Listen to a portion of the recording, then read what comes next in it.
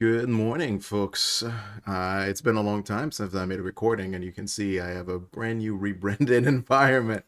For those who don't know, one of the reasons why I haven't been able to make as many videos of Age of Sigmar for a while is mostly due to the fact that I've been taking my time that I would be doing videos to be coaching on Onwards AOS. And I am very pleased to say that I love it. I hope everybody who gets coached by me loves it, but for the most part, I'm not going to turn this into a giant, spiel about why, you should use Onwards AOS for if you're looking for some professional coaching for Age of Sigmar. But I am going to talk today about Flesh Eater Court. I was asked on Twitter to give a recap of the specific list, and I plan on doing just that.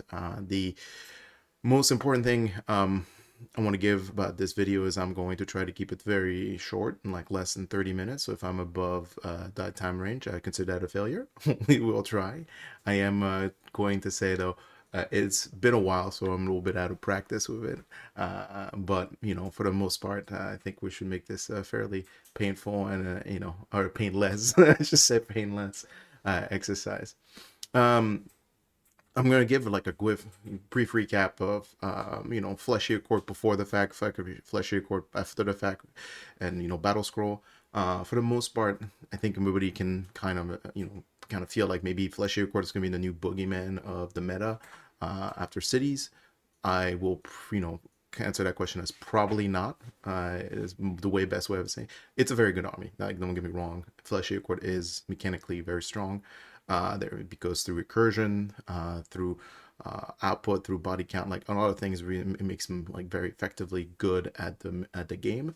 The downsides are they are not Cities of Sigmar, so they have a lot less effectively, tech in their toolboxes. They also are very limited in battle tactic options, and their army design, unlike some of the more modern armies, have much more restrictions on Battleline conditionality, which means the army is like it's much harder to like kind of, I would say, min-max. It's just like if you want to build a very specific type of effect, which is just about, there's 4 archetypes in there in the book. They're effectively, you're kind of landlocked into faction locked into a very specific sub faction. You can't really play it outside of those sub factions. If you want to play, like, let's say, heavy knights, like, you're probably forced to play Hollowmorn. If you're going to play Monster Mash, you're probably forced to play Crystal War. And then if you want to play kind of like infantry heavy, like I'm basically going to describe today, you're kind of stuck playing Morgaunt. Not that you can't play any of the other sub factions, but the book has made it pretty hard to like effectively get to that kind of like maximum squeeze of value from each of those factions. Thankfully, each of them plays pretty well into the archetype. It's just that the agency options for list designs is a bit more limited than, let's say, I would say Cities of Sigmar, effectively, which is just a giant soup book. Now, getting to it, what makes Flesh Eater Court strong? For those who don't know, it's mostly through their recursion mechanic. They have fundamentally 2 big ones, Muster, and then the Summon the Loyal Subjects, I believe is what the other one's called. They're both key locked behind certain like leader options. One of them being Abhorrant, the other one being Courtiers. So Abhorrants are effectively like the Archregent, the Gorewarden, the Cardinal, like the big guys, like effectively the upper echelons of the Flesh Eater Court monarchy system, feudalist system. And then the Courtiers are effectively bigger, meaner versions of like some of the other, like the non-named units. Like you got an Infernal Courtier, Crypt Infernal, Infernal Whore, like whatever. Like they're just bigger versions. And then they have some Courtiers which are more like unique in that sense. You have the Vargolf, and then the Herald, and the Decapitator, which arguably is more of the infantry one. But anyway, it's broken down in this manner. The way the recursion works is that effectively the courtiers can bring back models in units with their allegiance mechanic called muster. It is based on how many epic deeds they have, and I'll go into explaining what that is in a second. The Abhorrent version is the same thing, except it brings back units who are dead on the table for epic deeds. The one nice advantage Feg has over almost every other book that replaces units is that those units are not at half strength; there are half casualties, meaning that you can still bring back models in those units they bring back through either muster, through either rally, like any other mechanic that heals models. That even though that unit was replaced, it can still be brought back up to full strength. So in terms of that, like you can kind of see that is the fundamentally like unique and powerful mechanic of the Flesh-Eater Court. Now, reason why it becomes so good at the table is you get to a space where you're playing effectively a very long attrition game, and when finally your opponent kills units, you have the ability to bring them back and challenge new vectors of attack that it's hard to manage. It's the same issue Soul Blight armies give players, in a sense, right, with the recursion that can be happening behind your lines, or in a new, depending on the grave sets were set up in a new way that might be a headache for you to deal with. So Flesh-Eater Court, for the most part, have not introduced anything new from that. Just that their recursion is vastly superior than the other books in terms of like on-board presence and off, basically recycling.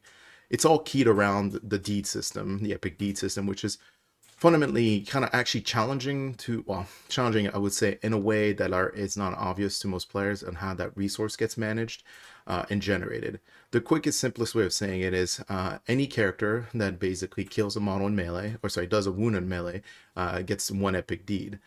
If they successfully chant a prayer, they get one epic deed. If they successfully cast a spell that was not unbound, they get one epic deed, up to a max of 6 per hero.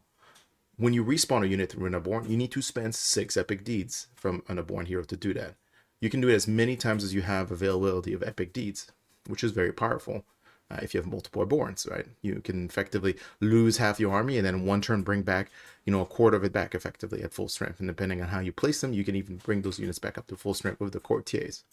And then additionally, the muster ability is bring back a surf model, so usually typically a 1 wound model, with 1 for 1 epic deed at the end of your movement phase, or you can spend 2 epic deeds and bring back a knight, like a Cryptguard, Flare, or the new Morbheg Knights effectively. Those mechanics work in tandem effectively when you think about it. Now, the one thing about the courtiers is you don't have to spend all 6. You can spend as many as you have based on how many models you're bringing back, which is a nice, it works in some ways very well for you, because the other thing that epic deeds generate is the feeding frenzy mechanic.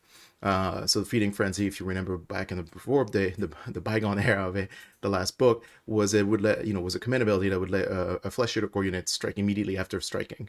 Now they streamlined it, I won't say, and made it a little bit less complex. It's just saying epic deeds is a aura from a hero that has 6 deeds that generates +1 attack for every unit wholly within 12 inches of him.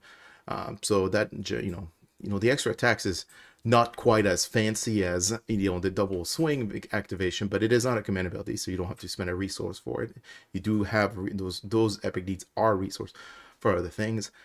And finally, it's just like it affects multiple units, so it no longer behooves you to just basically drop all your points into one giant melee beat stick so that you can really maximize your feeding frenzy mechanic. Now it's just more about spreading some love, and it's very good. +1 attack is just fantastic, especially when you have like units with like multiple attack profiles, so you can getting like the benefit of that in a sense, right?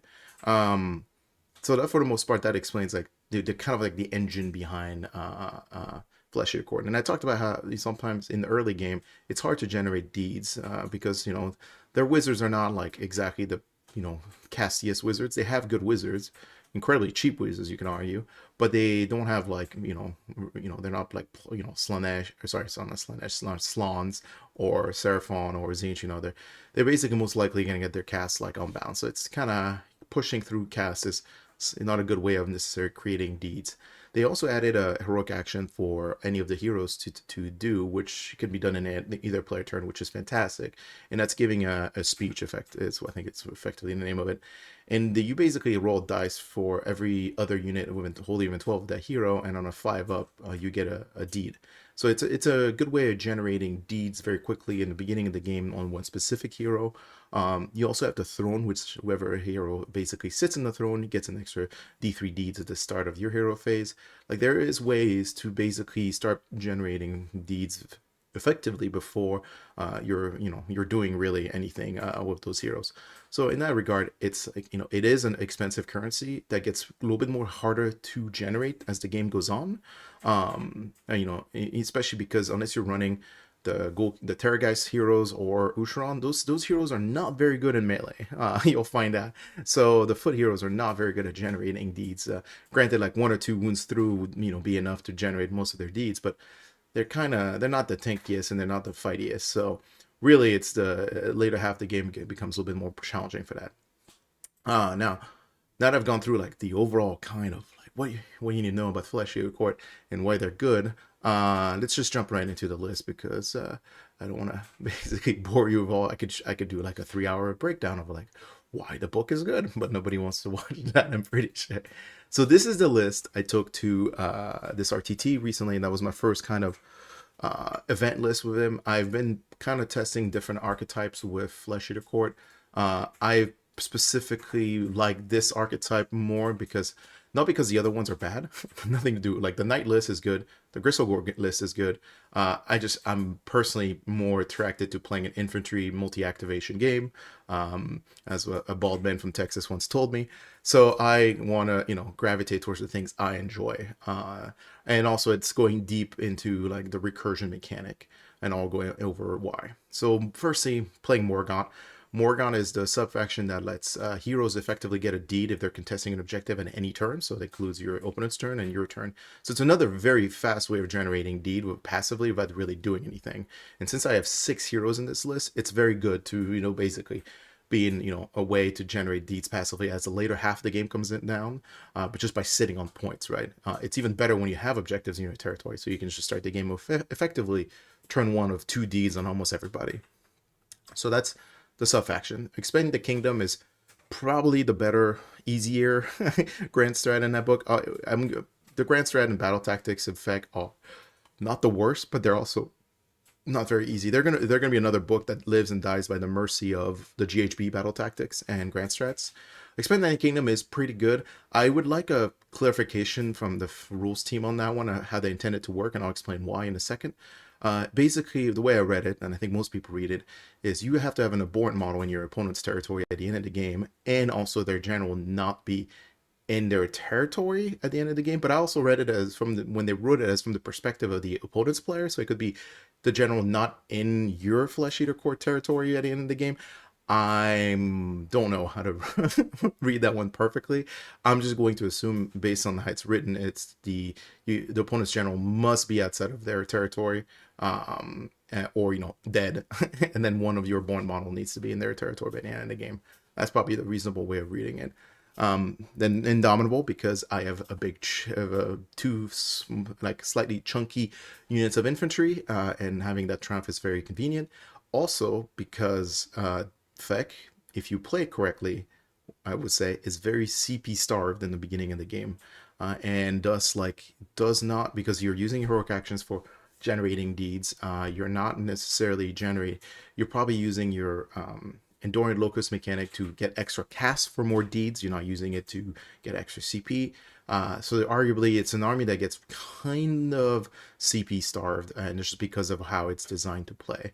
It becomes less of a problem as the game goes on, I feel, but like in the first half, it's definitely like if you're going top of a turn, 2 CP is just like not a lot to work with, and it's pretty much all you're gonna get till your next turn, until your opponent's next turn.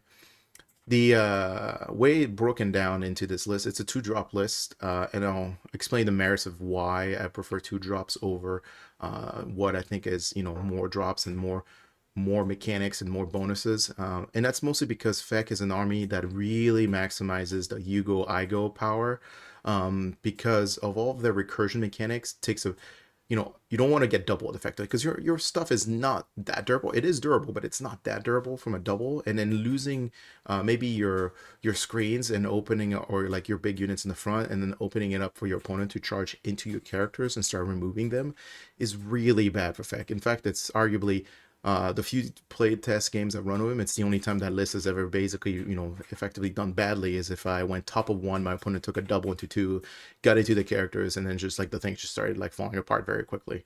So It's a 2-drop list because it's trying to minimize that the opportunity for your opponent to basically get a double into 2 as much as possible. Arguably, Fek is one of those books that probably would benefit from Warlord or for the extra CP plus the extra either prayer or even spell or even artifact. Like there's like it's one of those books that like Khorne that could really benefit, but unlike Khorne, it doesn't have that staying power on the table. I feel that Khorne has in a double situation if it goes first on the 1. The additionally, we'll talk about I want to go change to the evolution of this list post the battle scroll. We'll talk about like the changes as well from the battle scroll. So then we break down into 2 Archregent, and it's force. They're level 2 wizards. They're very good. The reason why you take them mostly is because they have an innate recursion mechanic and built in their war scroll, which is very good. They either they get to bring back 3 serf or 1 knight in the hero phase, and that's very it's more recursion good. And this one it doesn't cost you any resource other than the fact you bought an Abhorrent Archregent. And then his spells his spell is also very good because it plays into that recursion mechanic. It's just effectively successfully casts his War Scroll spell at the end of the movement phase when you set up any unit that is I think they meant the unit you're summoning, but it said any unit at the end of this movement phase setup get an extra d6 inch move after they set up. And technically that applies to people leaving defensible buildings and garrisons as well, but I think they intended it for just a summon, but it's not what they ended up writing. So right now, when basically effect unit comes back, it comes back 9 inches away, 6 inches from the table edge, and then with that spell, it gets an extra d6 inch movement to move immediately after it's set up. So you might be 9 inches away or 3 inches away, 8 inches or 3 inches away, which plays fantastically because a lot of these units have already +1 to charge. So anytime you're getting into closer, just more guarantees that like that unit just gets back in the fight immediately as you resummon it onto the board. So Archregent is very good. Everybody knows what Hoarfrost is, so I won't go into that too much. Definitely a great spell for this type of list because large block of infantry. But really, Deranged transformation takes the cake in terms of why you run any wizards. In fact, it's a spell that basically buffs 1 unit unless you cast a 10 or more, and that's modified 10 or more, and then it buffs 3 units. And what it gives that unit is +2 inch movement, which is already good. And then on top of that, it gives them +1 to wound, which is just nutty. It makes almost everything in the book wound on 2s if you get that spell off. So it's just very good. It's just such a fantastic spell. Now, there's a limit to the wound characteristic you can put it on. I believe it's 7, but for the most part, that's everything but a Terrorgeist or some of the characters and so forth. So it's very, very good. Then we have the Gorewarden, which is my general in this list because it makes the Morbheg Knights Battleline. I would rather it be somebody else because one of the best command trait in the book is actually a courtier command trait, but which is called Cruel Taskmaster, which basically plays more into that recursion mechanic. It doubles what he brings back effective of deeds, which is fantastic. But unfortunately, because of Battleline options and how the book is designed, right now Cryptguards are only Battleline in Morgaunt, so he's one of my Battleline unit, and Morbheg Knights are only Battleline if the general is an Abhorrant Gorewarden. So whatever, it's just price to pay. I feel like I have enough recursion in this list. I don't need the extra one from the Cruel Taskmaster, but it is a premium I'm paying. Now, I did set him up in a way where he can create recursion because unlike the Archregent, he doesn't have a native one. His spell is mostly to basically reposition himself in the list or Morbheg Knights if he gets it off, but really it's because of the Grant strat. It lets me just pick him up and then place him in my opponent's territory towards the second half of the game if he's still alive and if I need to really do that, and then that way it opens it up for it. It's just another way to score the Grant strat very easily. But the real reason is in there outside of making the Morbheg Knights Battleline. He's a good way of keeping the frenzy aura forward because he's a 12-inch movement fly hero. And his spell is also very good. It's called Crimson Victuals. It does D3 mortal wounds to a unit of an 18, and for every wound it takes, it brings back a surf model, effectively a 1-wound model, into a friendly flesh eater court from that target within 6 inches. So in a sense, he does have some kind of recursion. Now, if he does cast a 10 or more, it's 2d3 mortal wounds, so it's 2d3 maybe potentially models coming back. So it's pretty sizable and it's important. It's pretty long range. It also, his command trait really plays into also casting. There isn't that many very good Abhorrent command trait. That's probably arguably the best one, since it's a magic army that doesn't really have many ways of pushing magic through. Feverish Scholar just basically gives him +1 to cast, unbind, and so forth. But if he has 6 deeds, he's +2 instead. So in a sense, it lets him, he's only a 1 level 1 wizard, but he's a perfect target for the Enduring Locust mechanic to go up to 2. Right? He's also a great target to put on the throne if you're keeping the throne back, because he's 12-inch movement. So after he comes out, he's effectively still very useful. So that is the the Abhorrant Gorewarden. The Herald is just one of the courtiers. I feel like 2 courtiers is probably ideal in most spec lists, because it's just already describing the last 3 models already have a lot of recursion in the hero phase. The courtier does this, brings back models as well with the deed mechanic. He also, unfortunately, all the priest keywords in that book are abhorrents themselves, unless you take this artifact for courtier called the Charnel Vestments. It just makes the Herald another priest model. He's unsniperable as long as he's basically within 6 inches of 5 effect models. And the prayer is also fantastic. It's just a 5. It makes our ward save a 5-up unit, a ward save 5-up instead of 6-ups, which is really important on these kind of chunky blocks of infantry. Now I played the Royal Decapitator into the RTT. It's just the cheapest courtier outside the Herald you can run. Probably it's a trade-off between the Herald and so forth. I just wanted to try the Decapitator. He's a good melee hero. He kind of punches well. He also has a really cool mechanic to kill heroes, kind of like Neferata. But the problem is that both of those heroes in combat die very, very quickly. They're 5 wounds with a 5-up save. They do not survive very much. Granted, they're probably sticking around the Cryptguards for the +1 to ward, but it still doesn't. They're very squishy. So that's why there's 2 heralds in the courtiers like this. I don't have any Vargolf in the list. Not I dislike the Vargolf, but I just I'd rather have more infantry than a hero, than a basic inexpensive hero in this. And then finally the Cardinal, which is another abhorrent model, which means I have 4 models that can bring back units who are dead, 2 models that can bring back models. Well, technically 4 models that can bring back models inside units if you count the Archregent in it. So there's just a lot of recursion. The Cardinal's War Scroll prayer is also very good. It's just stopping command abilities on a 4-up on a specific unit is very, very punishing for lots of armies. Plus, he's my backup curse in case I don't get Hoarfrost off on the thing I care about. Worst case scenario, I can always curse them.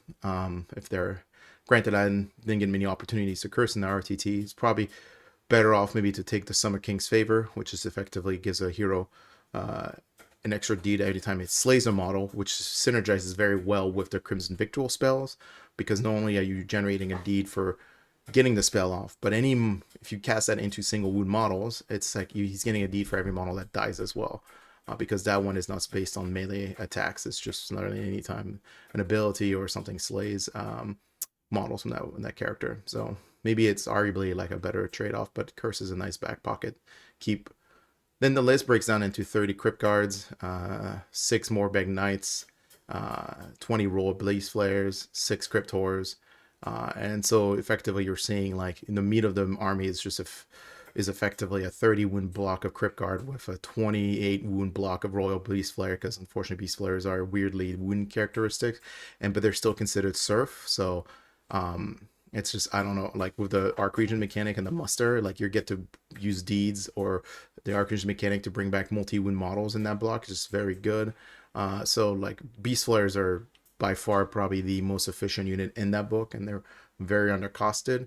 Their mechanics of shutting down monsters is also fantastic. They work great as a backup screen, as a behind Cryptguards or behind Cryptors, or even as a screen themselves. They're just so good. In one of my games, I think they basically soloed nearly by themselves Kronspine. So yeah, they're just such a undervalued unit, I would say. I mean, everybody I think knows they're good, just the point cost for them doesn't make any sense. The 30 Cryptguards they're just a nice meaty chunky melee block. They just do so much for you, and they're so hard to kill. between their kind of bravery immunity thing where they only have models run away, on top of like the 5-up ward, on top of the fact they have a 5-up save instead of a 6-up like the ghouls, the fact they fight in 3 ranks with 3 attacks with Feeding Frenzy. They're just like like with the range transformation on Hoarfrost, they become like literally like a death ball. Like you just don't want to deal against that unit as well, even if they don't have Hoarfrost off. Like the amount of volume of attacks they put out is just so good that like they just kind of shred over time, and they're very sticky for the most part, so they're just good overall. And then they buff up your heroes as well for +1 ward. They're whole even 3 inches of the unit, so yeah, just fantastic. I've been using the Morbheg Knights, like I said, is my Battleline requirement, also as like it's the best unit and the cheapest unit in the book to complete Surround and Destroy. So once again, I've inferred, this book really lacks turn 1 battle tactics. It suffers the same kind of corn treatment. So you're really looking for that kind of output into this. And then now I'm going to take a pause real quick and I'll be right back. Okay, I'm back. Sorry about that. Just had to get more coffee. So, tasty. And also takes a little bit of water for after talking for this long. Anyway, I'm at the 25-minute mark, so I probably should get on with the show. Now I'm going to talk about the modified list I took, I'm bringing now after the fact. So it's very similar. Nothing has changed drastically into the list. I did take out the Crypt Horrors from it, mostly because originally I was taking him for fulfilling the Ties of Chivalry battle tactic. But honestly, like as I've been playing the army, I've rarely ever needed to use it. But it is, the Morbheg Knights can also do it when they come back. So typically as the games evolve, the Morbheg Knights do surround, they get picked off, and then I bring them back, and then they get back into the fight. And they open up another vector of threat. So I've been using him to effectively do Ties of Chivalry in the second half if I really need to, more than the Crypt Horrors. And, like the battle scroll came down and they lowered the price point of Beastflayers by 5 points because, they still were printing things with 5 points even in that book, which, has been something they've been getting rid of. And, the whole hero stack hasn't changed. List hasn't changed, except I basically lost 6 Crypt Horrors and picked up 20 Beastflayers again, which is a total net of 4 extra wounds. And they gave me enough points to buy a Chalice without actually losing my Triumph bid, which was, the Chalice just plays into even, the recursion even more into the list, and it gives me an extra spell to cast if I need to. With sometimes I run out of options for casting spells with this list, so it's nice to have an extra thing you can do consistently. Now, granted, in this current GHB, I think the Chalice is, while very good, it's harder to get off and stick around because with Primal dice on the table, it makes it a lot easier for people to just remove these kind of one-offs endless spells with like, minutia investment. But in this regard, like it's still like, what am I going to do with 70 points down? It's like, I feel like the Chalice is good enough to try a couple times. All it needs to happen is one turn of it going off to just basically make the difference or not into your, what dies and what survives. Like you could basically bring back almost all your Cryptguards who died in that same round of activation, or like the Beastflayers, and then thus like it has maximum value. And the fact that they like still then bring up the points in the Beastflayers, like I don't understand like why you don't just run like almost an entire unit of them. They definitely learned their lesson last book when they first came out in the Warcry ban. They had removed the ability from them Battleline, and I think you couldn't reinforce them anymore. Now in this new book, they effectively haven't changed. The points really haven't changed, and now you can reinforce them, but you can't make them Battleline. So all in all, it's just a very good like unit. The output is very good, and it plays really well until their recursion. And it, like in monster heavy matchups, if Gristlegore comes back, or really any, like even if it's just a single monster in the list, like it just really shuts down the output of those things very quickly. Like if you see Archeon on the table, Archeon is really gonna hate that unit being on the field, right? So all in all, I would say like they're probably due for a point increase in the book. Same with the Archregent, because a level 2 wizard for 150 points, and what he does is probably a little too cheap. I don't know. We'll see what they adjusted and we'll see what happens in the meta, as the, more players get into the meta and play Fellatious Court. I don't think it's going to be this army with effectively where general population can take like 30 Fusiliers or 6 Steam Tanks and make it mortal wounds on shooting, and then basically kind of slowly roll into wins. This army actually requires like a little bit of effort, and it plays more of a traditional game of AOS versus the the non-traditional game of shooting for AOS. So in all, it's just going to be a good book. It just won't be, I think, a game-breaking book. I think some people are going to get really frustrated at the fact that you can kill all these things and then the army just comes back. Yeah, it's a good assessment of what it does, but at the same time, like, it's one of those things. It's like, yes, but my job is to make sure you can't get to my heroes. So armies that can effectively start sniping heroes, or maximize a double turn, like, players will figure out how to basically start like picking up the things that matter into the army.